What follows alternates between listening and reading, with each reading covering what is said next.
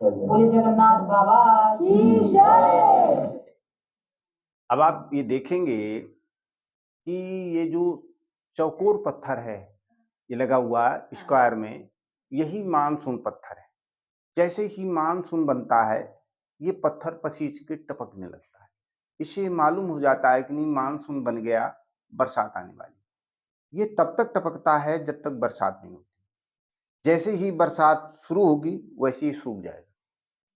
और इसमें और ये खासियत होती है कि यदि इसके पूरे पत्थर पे, संपूर्ण पत्थर पे बूंदें आ जाती हैं, तो शुरू आषाढ़ से अच्छी बरसात होती है, यानी यहाँ तक कि बाढ़ भी आ सकती है। यदि इसके पूरे पत्थर पे बूंदें नहीं आती हैं, किनारे किनारे बूंदें आती हैं, फिर 8-10 रोज बाद पूरे पत्थर पे बूंदें आती हैं, तो लेट अच्छी बरसात होती है। यानी मतलब कुंवार कार्तिक में इस तरह बरसात होगी कि बाढ़ आ जाएगी। और यदि इसके पूरे पत्थर पे बूंदे नहीं आके केवल एक कोने में ही बूंदें आके रह जाती हैं, तो फिर नॉर्मल बरसात होगी। मतलब भी ऐसी बरसात नहीं होगी कि बाढ़ आ जाए।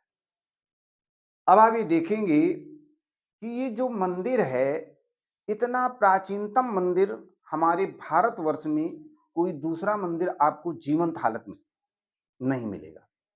इसके प्रमाण के रूप में देखेंगे कि ये जो आप चिन्ह देख रहे हैं, इस आकृति को एक मंदिर नुमा बना करके उसके अंदर रखा गया। आप लोगों ने पढ़ा होगा सिंधु घाटी सभ्यता। सिंधु घाटी सभ्यता में आप लोगों ने पढ़ा होगा कि सिंधु घाटी सभ्यता काल के लोग प्रतीक चिन्हों की पूजा करते थे। वहीं लिखा होगा कि सिंधु घाटी सभ्यता काल के लोग प्रकृति की पूजा करते थे, प्रकृति चक्र की पूजा करते थे। लेकिन वहां पर ये नहीं दर्शाया गया कि प्रतीक चिन्हों की पूजा क्यों करते थे और किसकी पूजा करते थे। इसका जो है वर्णन नहीं किया गया। इतिहासकारों ने हमारे इतिहास को बहुत बहकाया। अब हम बताते हैं कि इसकी पूजा क्यों करते थे। क्योंकि हमारे यहाँ मूर्ति प्रतिष्ठा सिद्धांत के अंतर्गत जब हम भगवान विष्णु की मूर्ति स्थापित करते हैं, तो स्थापित करने से पहले जो ये नीचे का ये होता है सिरा, इसको जिसको हम बेस बोलते हैं, इस बेस को हम पुराणों की भाषा में इसे पिंडी अथवा प्रकृति बोलते हैं। और इसके ऊपर जो मूर्ति स्थापित करते थे उसको हम प्रकृति पुरुष बोलते थे। अब ये देखेंगे नीचे का भाग हुआ प्रकृति। अब प्रकृति के देखेंगे कि हमारे कितने गुण होते हैं, 3 गुण होते हैं। कौन कौन से? सत, रज, तम। ये हो गई वेदी, जिसको आसन बोलते हैं। ये नीचे का क्षेत्र हुआ प्रकृति। इस प्रकृति के बीचों बीच में बनाया गया ये प्रकृति चक्र है। ये रोटेट करता है, घूमता है। अब ये देखेंगे कि यदि प्रकृति चक्र है तो इसको गोला बनाना चाहिए, गोला नहीं बनाया गया। क्योंकि आप लोगों ने सुना होगा कि लोग कहते हैं कि कलाएं बोलती हैं। यहाँ पर कलाकार ने कला के माध्यम से ये बताने की कोशिश की है कि ये जो प्रकृति है, इस प्रकृति की जो मुख्य देवी है वो योग माया लक्ष्मी जी। यहाँ लक्ष्मी जी का चक्र चल रहा है, सब लोग माया के पीछे दौड़ रहे हैं। लक्ष्मी जी को पसंद क्या है? कमल। इसीलिए हमारे यहाँ पुराणों में कहा गया है, पद्माननी पद्मनी पदपत्रे पद्मप्री पंदलाय ताक्षी विश्वप्री विस्मनोनुकूले तत्पाद पदमयी सन्निध। तो ये कमल का फूल जो है ये प्रकृति के सेंटर में बनाया गया। इससे दर्शाया गया कि प्रकृति की जो मुख्य देवी हैं वो योग माया लक्ष्मी जी, अर्थात कमल के फूल से लक्ष्मी जी की पूजा को यहाँ प्रतीकात्मक किया गया। अब आप देखेंगे इसमें भगवान विष्णु के पूरे अवतार अंकित हैं। इधर देखेंगे नरनारायण अवतार, वराह अवतार, मत्स्य अवतार, वामन अवतार, रामचंद्र जी का अवतार, नारद मुनि का अवतार। इधर देखेंगे घोड़े में सवार कलयुग में होना कल्कि अवतार, फिर लें बलराम जी का अवतार। इधर ये फरसा लिए हुए हैं परशुराम जी का अवतार। ये देखेंगे फरसा लिए हुए हैं परशुराम जी का अवतार। इधर ये नरसिंह अवतार। ये 2 लोग मथानी लिए खड़े हैं। समुद्र मंथन के टाइम भगवान विष्णु ने कच्छप रूप धारण किया तो कच्छप। अब ये देखेंगे, आप लोग देखेंगे कि उड़ीसा की जगन्नाथपुरी में एक भ्रांतियां पैदा कर दी। सुभद्रा, बलदाऊ और कृष्ण तीनों लोगों के मिलने से जगन्नाथ बनते हैं। ये जो मिथ्या है, ये जो धारणा, ये निराधार गलत है। अब यहाँ बताया गया दर्शाया गया कि जगन्नाथ क्यों कहते हैं। आप देखेंगे जो नीचे का सिरा है ये शिव अर्घ्य टाइम में, जिस शिव मूर्ति में जलाधार होता है हमेशा उत्तर दिशा को होता है। अब आप मूर्ति के ऊपर देखेंगे, ये जो ऊपर सिंहासन बना हुआ है इसमें बैठी हुई मूर्ति है, ये ब्रह्मा जी की मूर्ति। ये देखेंगे विष्णु, नीचे का सिरा शिव अर्घ्य टाइम महेश, ब्रह्मा विष्णु महेश। कहने का तात्पर्य सृजन पालन संहार, ये तीनों अधिकार जब भगवान विष्णु को मिले तब ये जगत के नाथ जगन्नाथ कहलाए। यहां वेदों का सार रखा गया है। वेदों का सार क्या है कि एको ब्रह्म द्वितीयो नाथ। यहां दर्शाया गया कि संसारिक संरचना के दृष्टिकोण से ब्रह्मा विष्णु महेश अलग अलग हैं, लेकिन नहीं, यहां दर्शाया कि वही ब्रह्मा वही विष्णु वही महेश, एको ब्रह्म द्वितीयो नाथ, वही ब्रह्म ही जगत का नाथ जगन्नाथ है। अब पुराणों की भाषा में आएंगे तो शिव पुराण के मतानुसार इस संसार में पहले एक ही नाथ थे, शिव जी ही विश्वनाथ कहलाते थे और शिव जी के सिवा कोई भी देवता नाथ नहीं कहलाता था। शिव जी कई बार अखंड समाधि में गए। जब ये प्रथम बार अखंड समाधि में गए तो जो शिव जी के पास संहार पद है, ये संहार पद भगवान विष्णु को दिया। तब शिव ने कहा कि आज से तुम जगत के नाथ जगन्नाथ कहलाओगे। वहां से जगन्नाथ शब्द की उत्पत्ति हुई। तब दो नाथ हो गए, शिव जी विश्वनाथ कहलाने लगे और भगवान विष्णु जगन्नाथ। बोलिए काशी विश्वनाथ नाथ की भगवान जय, भगवान जगन्नाथ की जय। तो यहां दर्शाया गया कि जगन्नाथ शब्द की उत्पत्ति कैसे हुई। भगवान विष्णु का स्वरूप ही कृष्ण है, इसलिए कृष्ण को ही जगन्नाथ कहते हैं। अब दूसरा हम प्राचीनता का उदाहरण देते हैं। आप ये देखेंगे कि आसपास ये जो 12 खंबे हैं ये दर्शाते हैं, आप जब राजा शिवी का इतिहास पढ़ेंगे, कबूतर वाले राजा शिवी का, तो देखेंगे कि ये 12 दुआरी राजा शिवी के जमाने में बनती थी। ये सब पहले खंभों के बीच में जगह होती थी, ये सब खुली होती थी, लेकिन जैसे जैसे राजा आते गए और इसको जो है कवर कर दिया गया, ढक दिया गया। अब हम ध्यान देंगे कि राजा शिवी कौन हुए। राजा शिवी चंद्रवंश में दुष्यंत और शकुंतला से बहुत पहले हुए। दुष्यंत और शकुंतला के बहुत बाद महाभारत हुई। महाभारत के बाद उड़ीसा जगन्नाथपुरी। तो ये 12 दुआरी जो है ये प्रमाणित करती है कि ये उड़ीसा के जगन्नाथपुरी से प्राचीनतम। इसके मतलब ये पहले मेन जगन्नाथपुरी यही रही है। दूसरा आप जो प्राचीनता का उदाहरण देखेंगे तो ये देखेंगे मूर्ति जो है, इस मूर्ति को जो इतिहास के विशेष जानकार हैं ये देखते ही बता देंगे मूर्ति बहुत ही प्राचीनतम और दुर्लभ मूर्ति है। इधर देखेंगे ये सर्प हैं, इधर ये सर्प हैं, ये पशु हैं, ये पशुपतनाथ हैं, ये इनकी सींग है, इधर का सींग खिल गया टूट गया। अब एक बात और अजीब चीज देखेंगे कि पशुपतनाथ के ऊपर भगवान विष्णु विराजमान है। ऐसी मूर्ति आपको भारतवर्ष में कहीं देखने को नहीं मिलेगी। बहुत जगह आप तीर्थ स्थलों में गए होंगे और बहुत सी किताबों का आप लोगों ने अध्ययन किया होगा, लेकिन कहीं भी इस प्रकार की मूर्ति का जो है जिक्र नहीं पाया होगा कि पशुपतनाथ या शंकर जी के ऊपर भगवान विष्णु विराजमान। इतिहास में जब हम हड़प्पा सभ्यता में पढ़ते हैं तो बिल्कुल सेम टू सेम यही फोटो मिलती है। ये मूर्ति हड़प्पा समकाल की साबित करती है।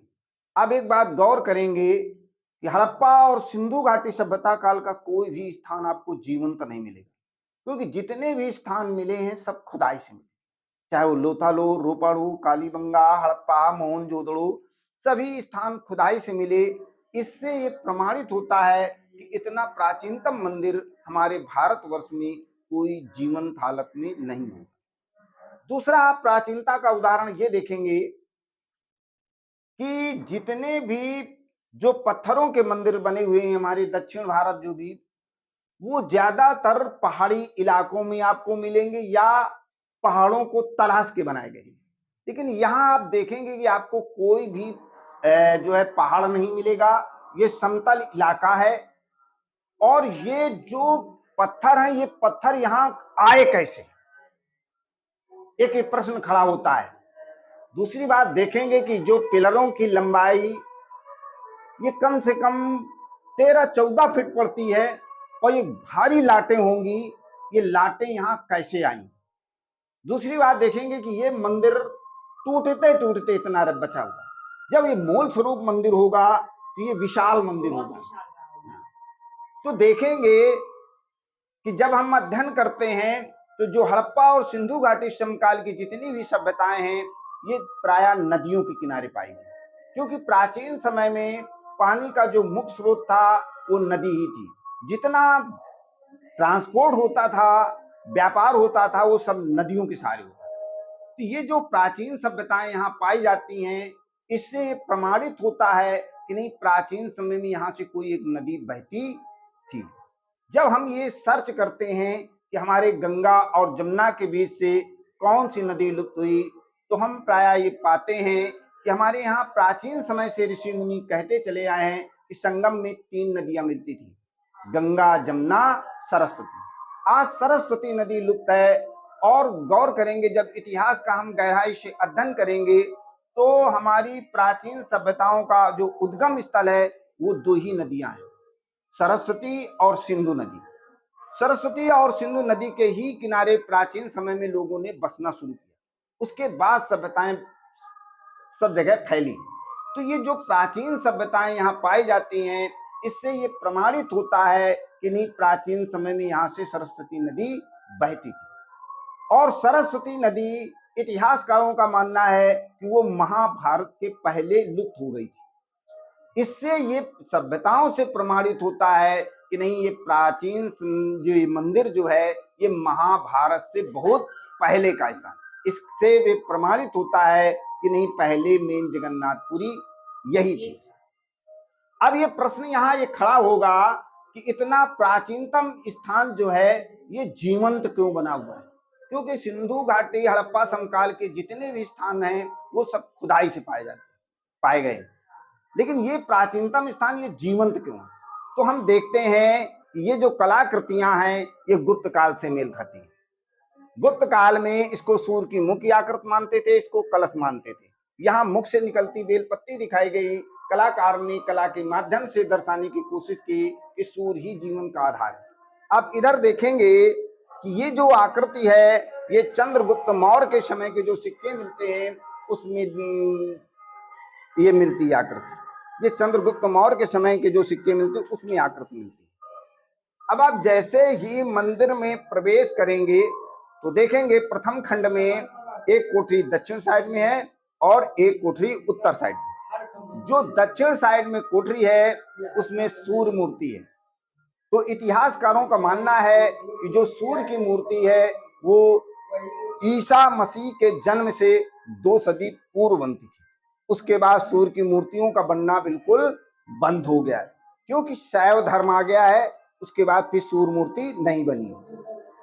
उत्तर साइड की कोठरी में भगवान विष्णु की लेटी हुई मूर्ति है।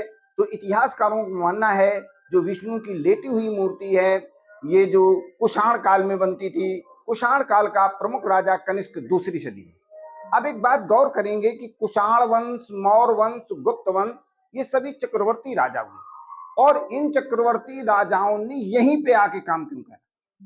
इससे ये प्रमाणित होता है कि नहीं प्राचीन समय में ये बहुत प्रसिद्ध तीर्थ स्थल रहा है। इसीलिए जो भी राजा यहाँ आता गया वो यहाँ से प्रभावित होकर काम कराता गया। इससे ये प्रमाणित होता है कि यहाँ जो भी राजा आते गए इन राजाओं के तो प्रमाण मिलते हैं। कुषाण वंश, मौर्य वंश, गुप्त वंश, बहुत से राजाओं के प्रतीक चिन्ह ही लुप्त हो गए।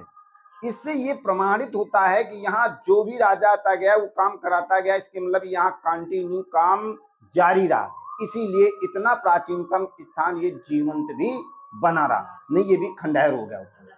दूसरी बात एक और प्रश्न यहाँ खड़ा होगा कि इतना मुगलिया आतंक हुआ हमारे उत्तर और मध्य भारत में, किसी मंदिर को उन्होंने छोड़ा नहीं, लूटा और तोड़ा, लेकिन ये जो मंदिर इतनी कलाकृतियां ये सुरक्षित कैसे बच गई। तो देखेंगे इतिहास के दृष्टिकोण से 5वीं 6ठी सदी में गजनी और गोरी आए, उन्होंने हमारे मंदिरों को बहुत लूटा और तोड़ा। इसके बाद हमारा अंतिम चक्रवर्ती राजा, हिंदू चक्रवर्ती राजा हर्षवर्धन हुआ। हर्षवर्धन ने जो है बहुत से मंदिरों का जीर्णोद्धार करवाया, निर्माण कराया, और हर्षवर्धन के जाने के बाद कोई हिंदू चक्रवर्ती राजा नहीं हो सका।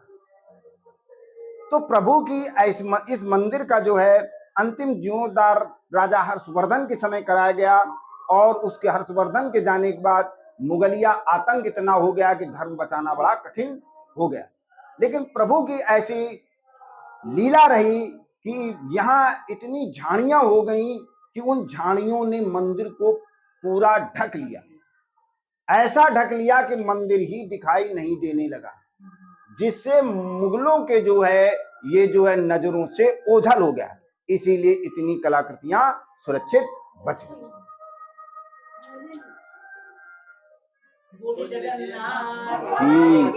जय। सोच लीजिए ये पूरा एक शिला पर कलाकृति की गई। ये पूरा एक शिला, एक पत्थर है। इतना बड़ा पत्थर सोचो,